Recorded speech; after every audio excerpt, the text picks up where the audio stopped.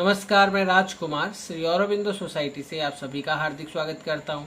हम शिक्षा में शून्य निवेश नवाचार कार्यक्रम ZIIEI द्वारा संकलित एक रोचक नवाचार के बारे में विस्तार से जानेंगे।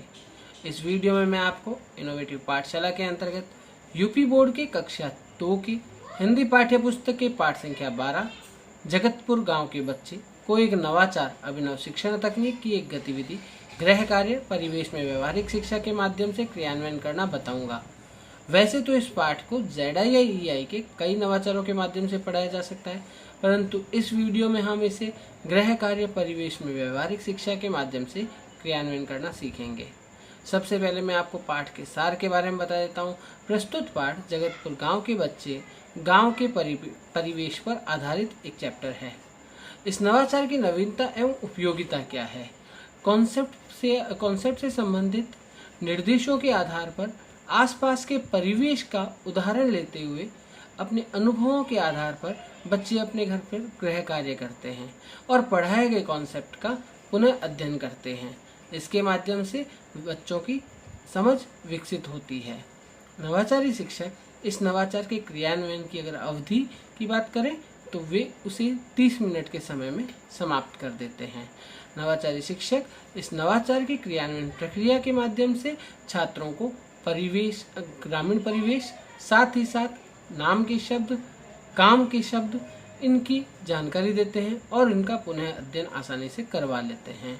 पूर्व प्रबंधन की जहाँ तक बात होती है तो इसके अंदर शिक्षक छात्रों की संख्या के आधार पर एक तालिका को प्रिंट निकला कर लाते हैं, जिसके अंदर ऊपर छात्र का नाम, उसके बाद में जो भी उनको गृह कार्य देना उस गृह कार्य संबंधित खाली बॉक्स होते हैं और नीचे अभिभावकों के लिए कुछ निर्देश होते हैं। नवाचारी शिक्षक इस नवाचार के माध्यम से गांव का परिवेश, नाम वाले शब्द, काम वाले शब्द, टॉपिक का पुनः अध्ययन छात्रों से आसानी से करवा सकते हैं।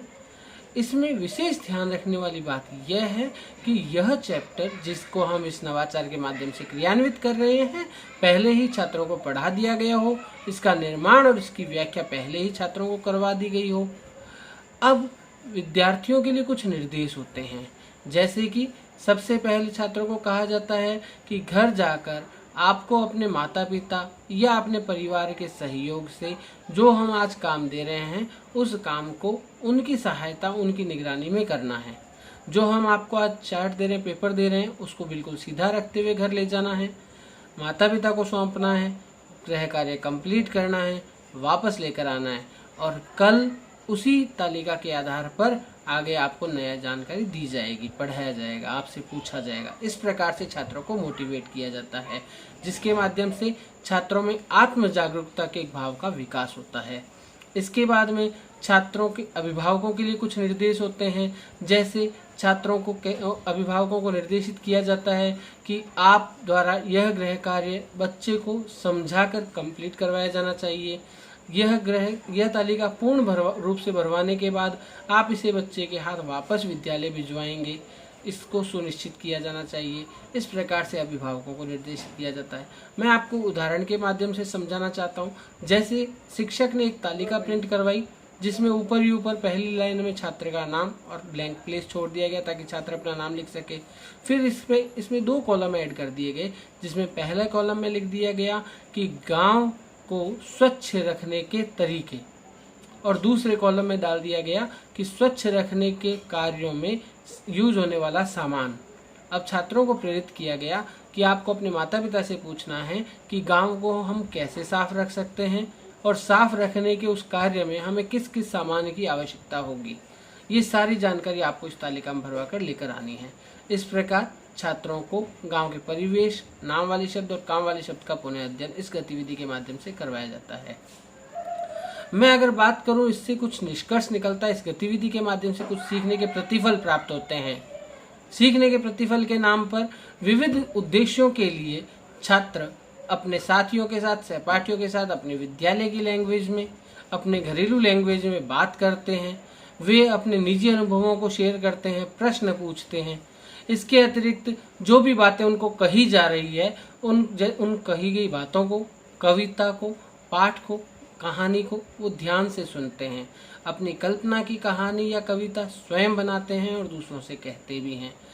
अपनी कल्पना की कहानी के अतिरिक्त वे अपने स्तर पर जो उन्हें अपनी रुचि के अकॉर्डिंग जो भी अच्छा लगता है वैसे पोस्टर, चित्र, कहानी या कविता पढ़ते हैं।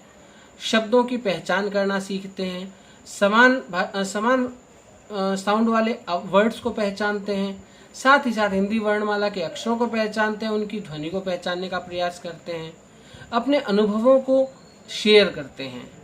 हमें कुछ बातें ध्यान भी रखनी है, जैसे कि इस पाठ को हमेशा अक्टूबर माह में पढ़ाया जाना चाहिए। गृह कार्य प्रयोगात्मक और अनुभवात्मक होना चाहिए ताकि छात्र स्वयं उस पर पता लगाकर उस गृह कार्य को पूरा कर सके। इस नवाचार के क्रियान्वयन में एनसीएफ 2005 के उद्देश्यों को ध्यान में रखा गया है, साथ ही साथ पीटीआर अनुपात को ध्यान में रखा गया है। विशेष आवश्यकता वाले बच्चों के लिए भी इससे लाभ प्राप्त होता है। इसमें जीवन मूल्यों की भी प्राप्ति होती है, जैसे गहन सोच, प्रभावशाली संप्रेषण और आत्म जागरूकता। इसके साथ साथ इनमें निहित मूल्य जैसे सहयोग, उत्तरदायित्व जैसे गुणों का विकास होता है। हम आशा करते हैं आपको यह नवाचार अच्छा लगा होगा, आप भी इसे अपने विद्यालय में क्रियान्वित करेंगे। हम इस प्रकार के दिलचस्प नवाचार आप तक लाते रहेंगे। आपसे अनुरोध है आप हमारे YouTube चैनल ZIIEI को सब्सक्राइब करें।